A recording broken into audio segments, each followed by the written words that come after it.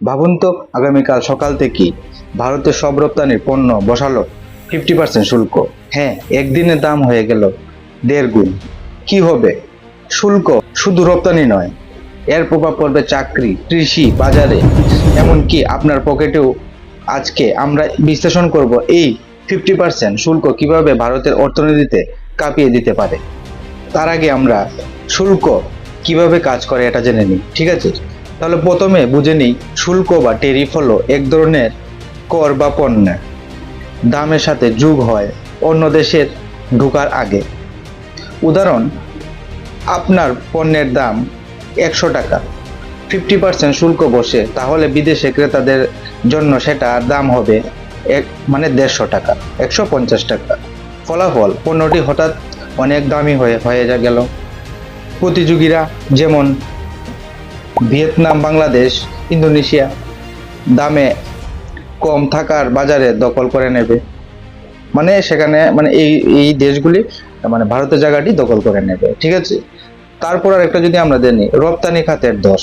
দেখুন এই ক্ষেত্রে কিভাবে ভারতের রপ্তানি মূলত টেক্সটাইল, ওষুধ, স্টিল, চা, কফি এবং আইটি সার্ভিসের উপর নির্ভরশীল।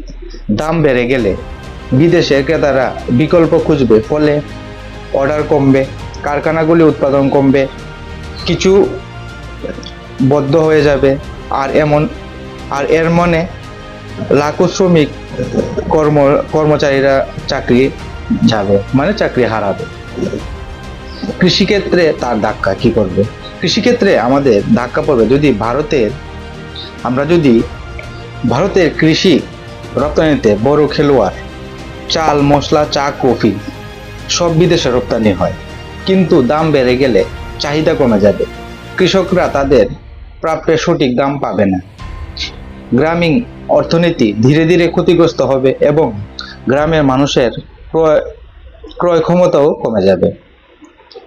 প্রভাব পড়বে পাল্টা শুল্ক, আমদানির সমস্যা। এখানে শেষ নয়, যদি অন্য দেশও পাল্টা ভারতের উপর শুল্ক বসায়, তখন ভারতের যে বিদেশ পণ্য আমদানি করে, যেমন গাড়ি, ইলেকট্রনিক্স, মেডিকেল যন্ত্রপাতি, সব হয়ে যাবে দামি।